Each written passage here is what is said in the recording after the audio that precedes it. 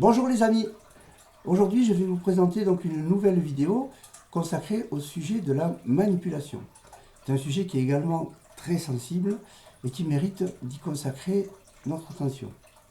Alors, la manipulation, on peut tous à un moment donné se retrouver en situation d'être soi-même manipulateur ou bien sûr d'être manipulé. Comment pourrait-on définir la manipulation?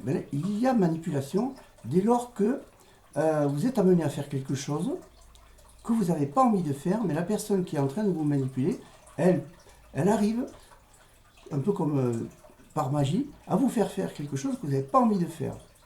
Ok?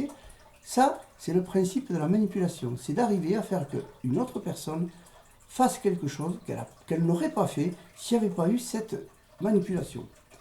Donc, analyse transactionnelle, ce type de relation, c'est une relation, on va dire, toxique, et c'est une relation où vous vous retrouvez en OK- avec l'interlocuteur en OK+, c'est-à-dire ça fait quelque chose qui est déséquilibré. Vous n'êtes plus dans une relation équitable.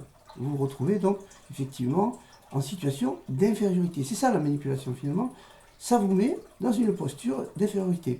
Alors, pour ceux qui ont vu le film Le Dictateur, qui est un vieux film de Charlie Chaplin, il y a un moment donné une scène qui est mémorable où on voit les deux dictateurs qui sont sur des fauteuils à ressort, et chaque fois qu'il y en a un qui monte, l'autre il monte un peu plus haut, et ainsi de suite. Et finalement, ils sont tous en train de monter jusque vers le plafond. Et c'est exactement ça, c'est-à-dire que ça illustre très bien ce que c'est que la manipulation, cette scène de ce film, Le Dictateur. Puisque, effectivement, aucun des deux dictateurs ne veut se retrouver en situation d'infériorité par rapport à l'autre. Et alors, il y a ce jeu de fauteuil qui monte, et c'est assez stupéfiant, assez édifiant. C'est ça en fait. La manipulation, ça vous met dans une situation d'infériorité. Donc, c'est pas très simple. Et c'est ce que l'analyse transactionnelle désigne aussi sous le nom de jeu psychologique.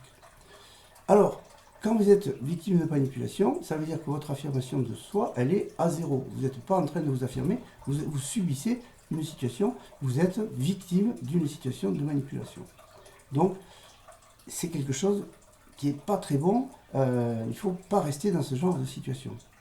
Donc, il y a des petites techniques à utiliser, des petites ficelles à utiliser. La première, c'est l'humour. Hein, vous pouvez faire de l'humour. Quand quelqu'un vous prend bien en tête en voulant vous manipuler, vous pouvez jouer avec l'humour. Il y a une autre façon de faire aussi, qui est très efficace, c'est, en général, le manipulateur, il va arriver, il va être flou, on va dire, il va vous balancer des choses un peu imprécises.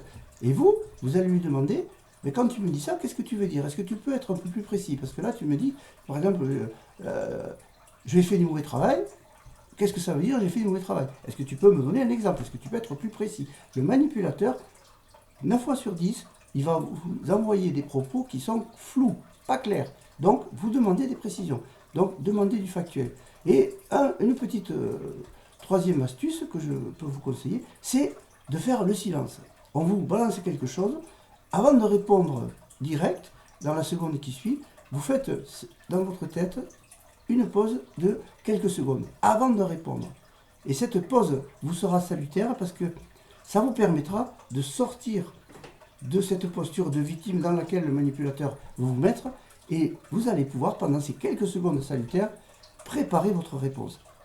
Voilà, vous voyez quelques exemples de techniques, il y en a plein, ça c'est, j'ai voulu juste vous donner un exemple, mais il y a vraiment de la matière pour pouvoir sortir d'une situation de manipulation.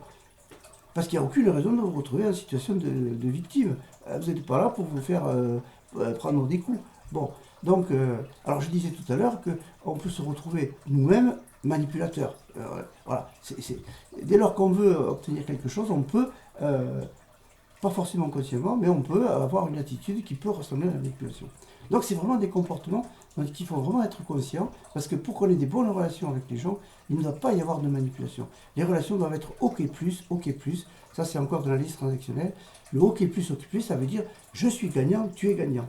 On est tous les deux en situation de gagnant, notre relation est équitable, elle fonctionne bien, et il n'y a personne qui est en train de manipuler l'autre et pour lui faire faire quelque chose qu'il n'a pas envie de faire. Ça, c'est vraiment très important. Les relations doivent être bienveillantes. La bienveillance doit faire partie de la relation. Voilà les amis, ce que j'avais envie de partager avec vous. Bientôt, je ferai paraître sur mon site un article sur ce sujet qui s'appellera « Dites oui à l'affirmation de soi et non à la manipulation ».